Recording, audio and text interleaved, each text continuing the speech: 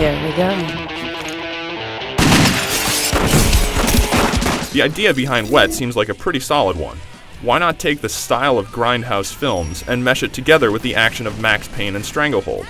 You play as foul-mouthed and dual-weapon-toting Ruby Malone. An ordinary job goes horribly wrong, and now she's looking to get even.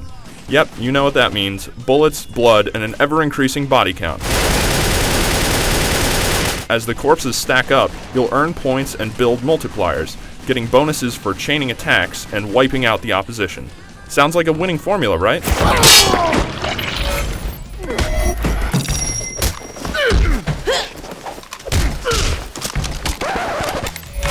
Through the game's single-player campaign, you'll chase after conspicuously dressed villains, wipe out thugs, and successfully escape from impossible situations.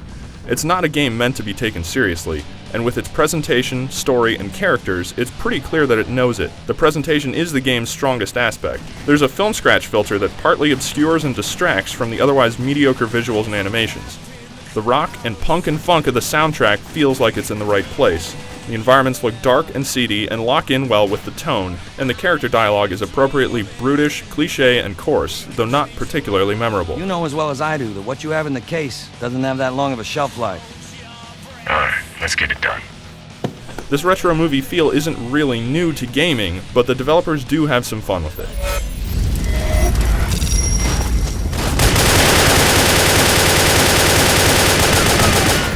Like many action games before, Wet uses a lot of slow motion. However, it's not a limited type of slow motion like in Max Payne.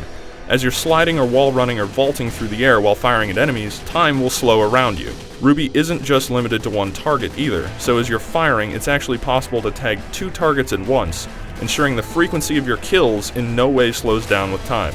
Unfortunately, this is a case of style over substance. It's difficult to be anything but bored well before the action concludes.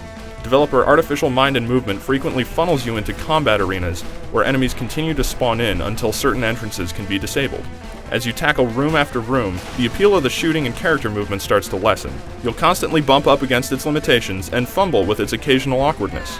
A few upgrades are available to make Ruby's pistols and shotguns and other weapons more powerful, but they don't do enough to keep the challenge interesting. The time spent between fighting arenas is padded a few different ways. You get quick-time event sequences where you'll need to hit buttons in response to on-screen prompts to stay alive, like hopping across car hoods around the Golden Gate Bridge. They're stylish and fun to watch, but aren't particularly satisfying to play. Strangely enough, this method of play is also applied to boss battles, which is disappointing. You'll also get sloppy platforming sequences where you can wall run and swing on poles to reach new heights, as well as the occasional rage sequence. These trigger at predetermined times and dramatically shift the graphical style of the game to black and red and white. While the bodies and multipliers stack up faster, it's still the same basic gameplay, so aside from the style, there's little different about it. For extras, there are a bunch of challenges where you need to run and jump through hoops while shattering targets, but here the weaknesses of the character movement mechanics are even more obvious. In other words, this is not really a game that you'll keep coming back to.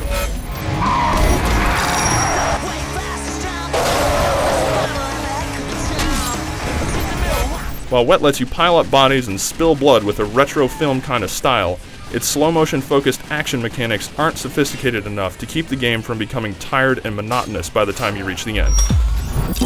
It's something that'll be mildly entertaining at first, but for all its grit, fury, and violence, it can't make a lasting impression. For the full written review, head over to IGN.com.